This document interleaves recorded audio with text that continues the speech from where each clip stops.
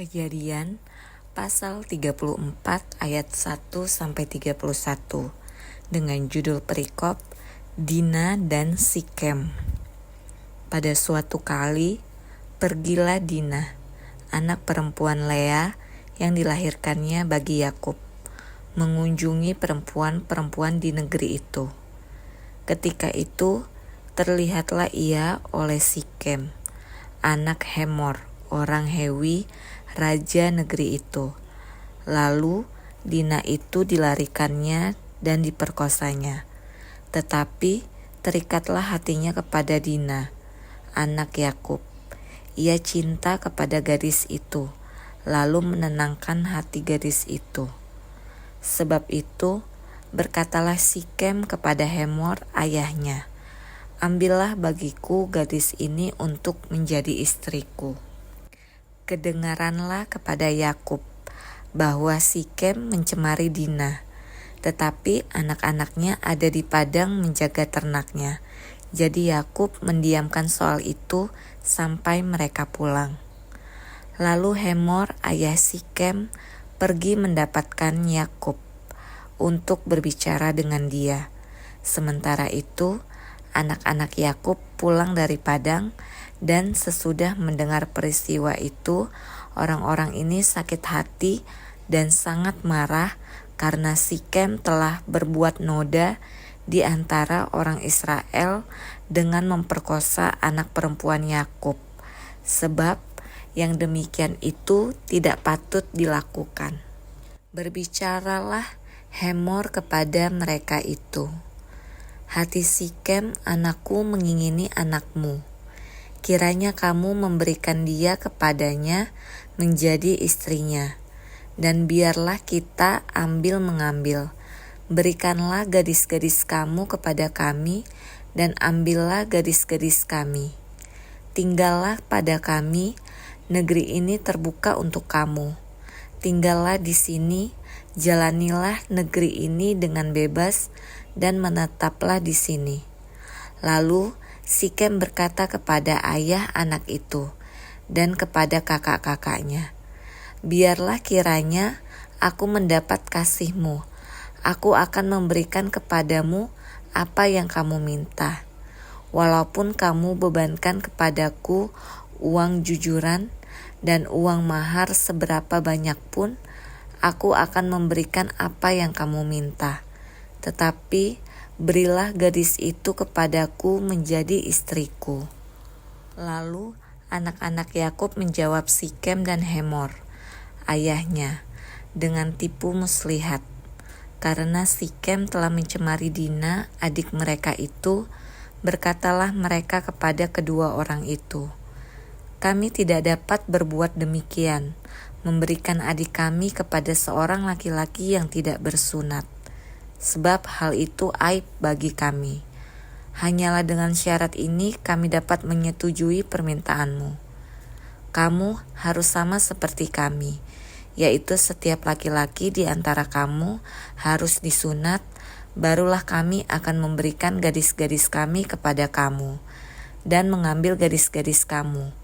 Maka kami akan tinggal padamu, dan kita akan menjadi satu bangsa.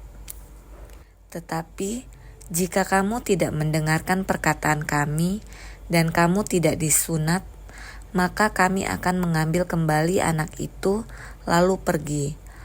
Lalu Hemor dan Sikem anak Hemor menyetujui usul mereka, dan orang muda itu tidak bertangguh melakukannya, sebab ia suka kepada anak Yakub. Lagi pula ia seorang yang paling dihormati di antara seluruh kaum keluarganya. Lalu pergilah Hemor dan Sikem anaknya itu ke pintu gerbang kota mereka, dan mereka berbicara kepada penduduk kota itu, "Orang-orang itu mau hidup damai dengan kita. Biarlah mereka tinggal di negeri ini dan menjalaninya dengan bebas. Bukankah negeri ini cukup luas untuk mereka? Maka kita dapat mengambil gadis-gadis mereka menjadi istri kita, dan kita dapat memberikan gadis-gadis kita kepada mereka. Namun Hanya dengan syarat ini orang-orang itu setuju tinggal bersama-sama dengan kita, sehingga kita menjadi satu bangsa, yaitu setiap laki-laki di antara kita harus disunat seperti mereka bersunat.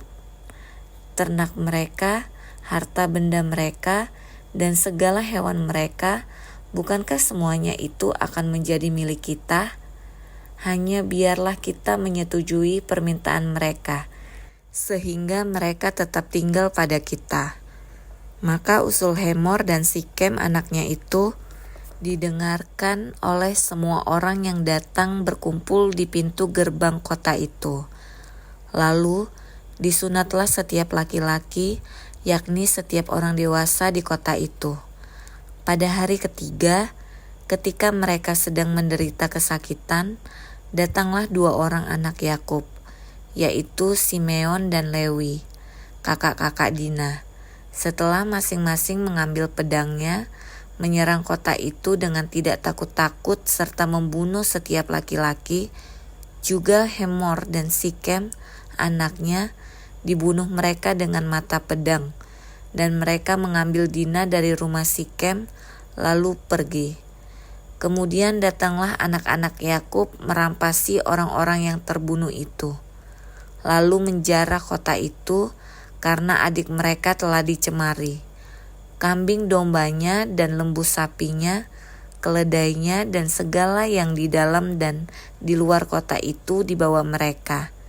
Segala kekayaannya, semua anaknya dan perempuannya ditawan dan dijarah mereka, juga seluruhnya yang ada di rumah-rumah. Yakub berkata kepada Simeon dan Lewi, "Kamu telah mencelakakan aku dengan membusukkan namaku kepada penduduk negeri ini, kepada orang Kanaan dan orang Feris. Padahal kita ini hanya sedikit jumlahnya. Apabila mereka bersekutu melawan kita, tentulah mereka akan memukul kita kalah, dan kita akan dipunahkan, aku beserta seisi rumahku." Tetapi jawab mereka, "Mengapa adik kita diperlakukannya sebagai seorang perempuan sundal?" Kejadian pasal 35 ayat 1-15 dengan judul perikop Yakub di Betel untuk kedua kalinya. Allah berfirman kepada Yakub, "Bersiaplah, pergilah ke Betel, tinggallah di situ dan buatlah di situ mezbah bagi Allah, yang telah menampakkan diri kepadamu ketika engkau lari dari Esau kakakmu." Lalu berkatalah Yakub kepada seisi rumahnya dan kepada semua orang yang bersama-sama dengan dia, "Jauhkanlah dewa-dewa asing yang ada di tengah-tengah kamu. Tahirkanlah dirimu dan tukarlah pakaianmu. Marilah kita bersiap dan pergi ke Betel. Aku akan membuat mezbah di situ bagi Allah yang telah menjawab aku pada masa kesesakanku dan yang telah menyertai aku di jalan yang kutempuh." Mereka menyerahkan kepada Yakub segala dewa asing yang dipunyai mereka dan anting-anting yang ada pada telinga mereka. Lalu Yakub menanamnya di bawah pohon besar yang dekat Sikem. Sesudah itu berangkatlah mereka, dan kedahsyatan yang dari Allah meliputi kota-kota sekeliling mereka, sehingga anak-anak Yakub tidak dikejar. Lalu sampailah Yakub ke Luz yang di tanah Kanaan, yaitu Betel, ia dan semua orang yang bersama-sama dengan dia. Didirikannya mezbah di situ dan dinamainyalah tempat itu El Betel, karena Allah telah menyatakan diri kepadanya di situ ketika ia lari terhadap kakaknya. Ketika Debora, inang pengasuh Ribka mati, dikuburkanlah ia di sebelah hilir Betel di bawah pohon besar yang dinamai orang pohon besar penangisan. Setelah Yakub datang dari Padan Aram, maka Allah menampakkan diri pula kepadanya dan memberkati dia. Firman Allah kepadanya, "Namamu Yakub. Dari sekarang namamu bukan lagi Yakub, melainkan Israel. Itulah yang akan menjadi namamu." Maka Allah menamai dia Israel. Lagi firman Allah kepadanya, "Akulah Allah yang Maha Kuasa. Beranak cuculah dan bertambah banyak satu bangsa, bahkan sekumpulan bangsa-bangsa akan menjadi daripadamu, dan raja-raja akan berasal daripadamu. Dan negeri ini yang telah kuberikan kepada Abraham dan kepada Ishak akan kuberikan kepadamu dan juga kepada keturunanmu." Lalu naiklah Allah meninggalkan Yakub dari tempat Ia berfirman kepadanya. Kemudian Yakub mendirikan tugu di tempat itu, yakni tugu batu. Ia mempersembahkan korban curahan dan menuangkan minyak di atasnya. Yakub menamai tempat di mana Allah telah berfirman kepadanya Betel. Kejadian pasal 35 ayat 16 sampai 22a. Dengan judul perikop Kelahiran Benyamin, Rahel mati. Sesudah itu, berangkatlah mereka dari Betel. Ketika mereka tidak berapa jauh lagi dari Efrata, bersalinlah Rahel, dan bersalinnya itu sangat sukar. Sedang ia sangat sukar bersalin, berkatalah bidan kepadanya, "Janganlah takut, sekali ini pun anak laki-laki yang kau dapat." Dan ketika ia hendak menghembuskan nafas, sebab ia mati kemudian, diberikannyalah nama Ben-Oni kepada anak itu, tetapi ayahnya menamainya Benyamin. Demikianlah Rahel mati, lalu ia dikuburkan di sisi jalan ke Efrata, yaitu Betlehem. Yakub mendirikan tugu di atas kuburnya. Itulah tugu kubur Rahel sampai sekarang.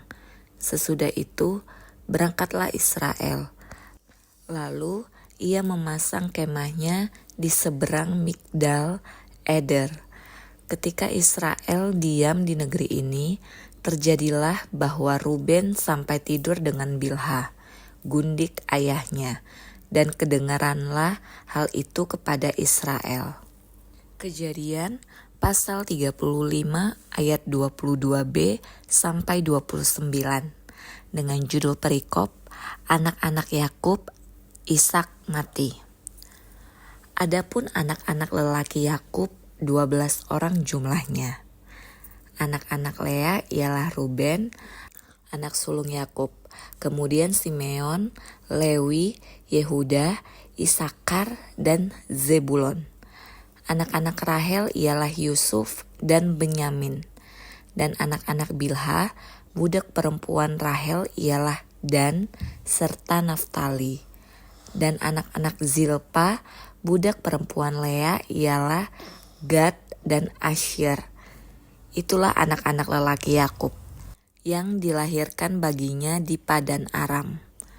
Lalu sampailah Yakub kepada Ishak ayahnya di Mamre dekat Kiryat Arba. Itulah Hebron, tempat Abraham dan Ishak tinggal sebagai orang asing. Adapun umur Ishak 180 tahun. Lalu meninggallah Ishak. Ia mati dan dikumpulkan kepada kaum leluhurnya. Ia tua dan suntuk umur. Maka Esau dan Yakub anak-anaknya itu menguburkan dia.